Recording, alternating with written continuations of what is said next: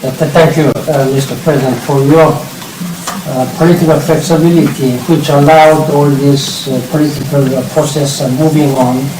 I hope even after you leave your office as president, you will continue to contribute for political stability and democratization of your country.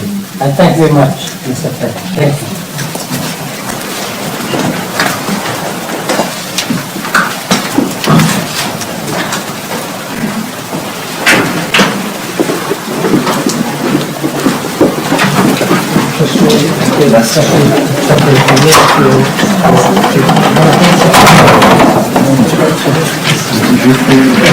Je